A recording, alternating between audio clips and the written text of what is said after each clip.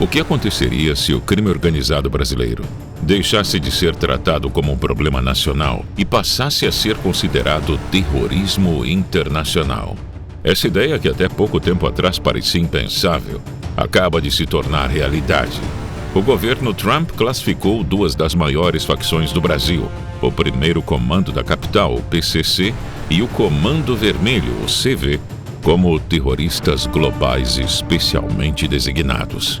A decisão foi comunicada pelo secretário de Estado Marco Rubio, que também afirmou a pretensão de incluir as duas facções brasileiras na lista de organizações terroristas estrangeiras a partir de 5 de junho.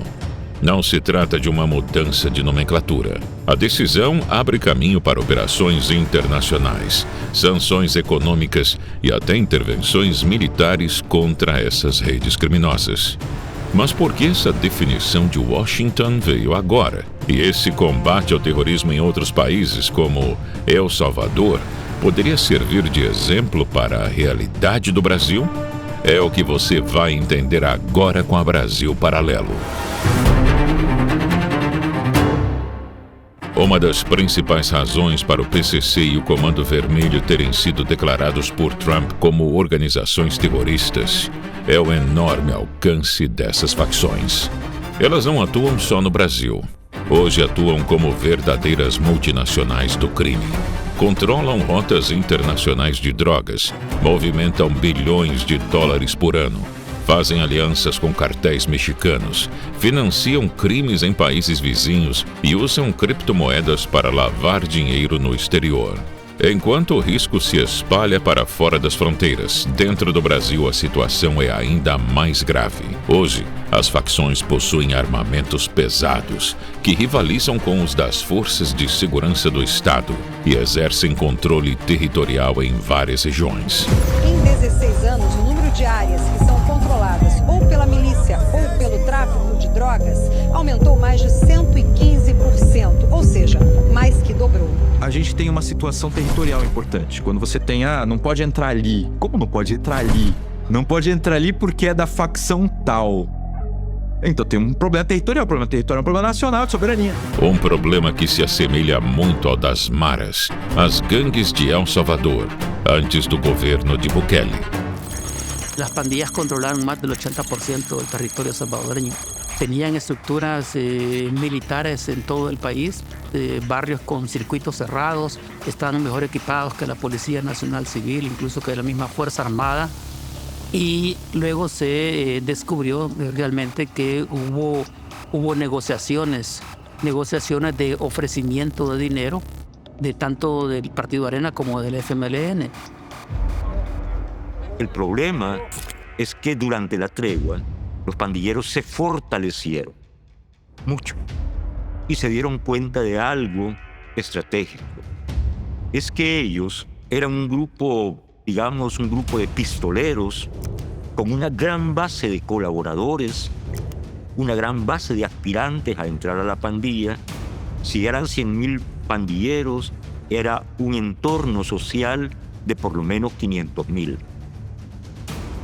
Y con ese número, ellos podían balancear qualquer eleição política em El Salvador.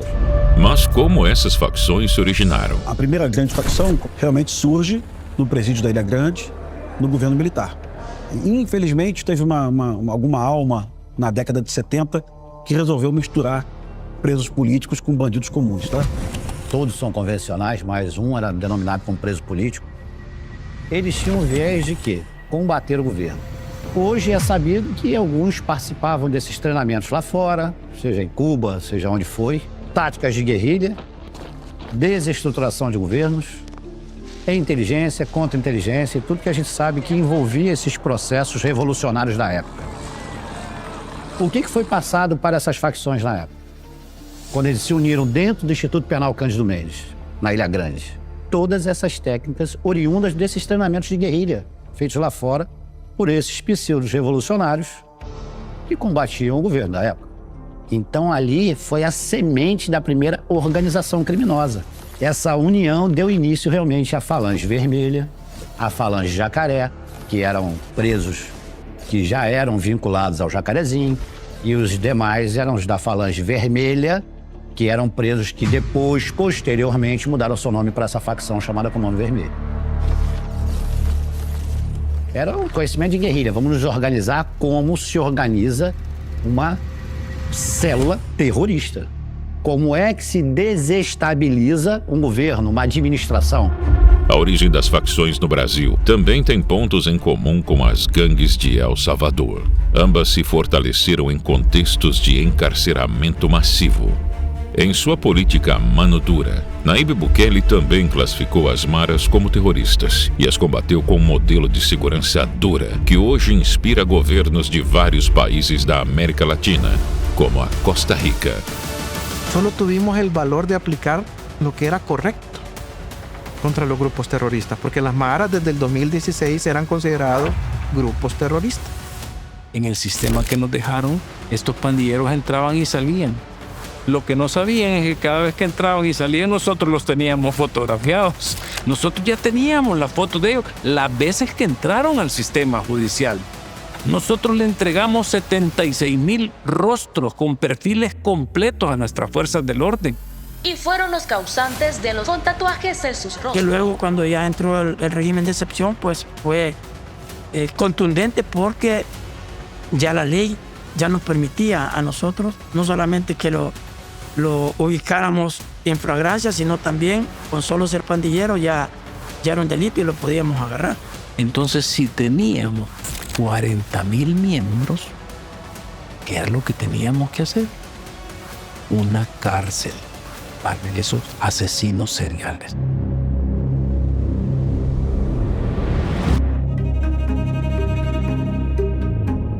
El centro de confinamiento del terrorismo alberga estructuras criminales, organizaciones terroristas que no solo se dedicaban a extorsionar, sino que también ordenaban homicidios con una mente criminal que al final mutilaban, desmembraban los cuerpos de sus víctimas y los esparcían. Y cuando ustedes los vean ahí van a parecer como que no han hecho nada. Buenas tardes. Buenas. ¿Por qué estás acá?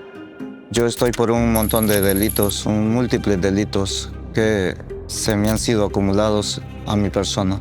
Soy de la MS-3, he sido cabecilla por más de 35 años. ¿Cuántas personas mataste en total? Un dato exacto no me recuerdo, pero sí, un pandillero tiene que hacer muchos homicidios para estar bien dentro de su organización. Acá nos encontramos al interior del módulo 3. Como ustedes pueden observar, son celdas generales y en total pues son 32 celdas las que componen este módulo.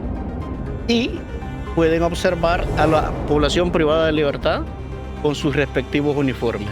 Aquí el 100% de la población utiliza camiseta blanca, short blanco. Quiero los tres bloques aquí, MS, 18 sureños y 18 revolucionarios. Quiero que se quiten la camisa ahorita.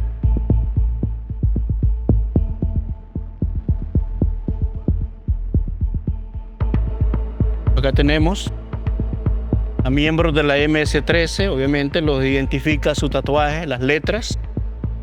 18, ¿qué son ustedes? Y tenemos otro bloque, son los 18 sureños. Y a este lado, revolucionario. Acá tenemos el bloque de población revolucionaria. En el pasado, los sujetos eran enemigos a muerte, peleándose territorio en las calles. Acá ellos tienen que aprender a vivir y a convivir en este régimen.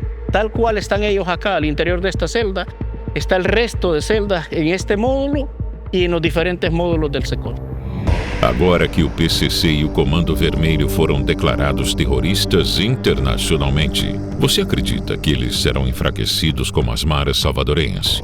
Ou você acha que o Brasil vai enfrentar uma reação diferente? Deixe sua opinião nos comentários. Para entender a raiz do problema das facções e a consequência do domínio territorial em nosso país, você precisa assistir ao documentário Rio de Janeiro, Paraíso em Chamas. E para descobrir como Bukele conseguiu combater o terrorismo e reduzir a zero o número de homicídios, o novo documentário El Salvador, o dia em que o medo mudou de lado, é a nossa melhor sugestão. Todo esse material conta com entrevistas exclusivas, conteúdos inéditos para assinantes e uma análise técnica que você não vê em nenhum outro lugar. O que você está vendo aqui é apenas a ponta do iceberg de tudo que a Brasil Paralelo tem disponível. Nosso streaming conta com filmes premiados, catálogo infantil, cursos e muito mais. Por isso estamos liberando agora uma condição especial para você se juntar a nós, o plano mensal da Brasil Paralelo. Mas atenção, estes conteúdos são exclusivos para nossos membros assinantes. A Brasil Paralelo não recebe um único centavo de dinheiro público. E o nosso trabalho só é possível graças a pessoas como você. Não deixe para depois. A hora de entender a realidade do nosso continente é agora. Clique no primeiro link da descrição ou aponte o seu celular para o QR Code que está aqui no canto da tela.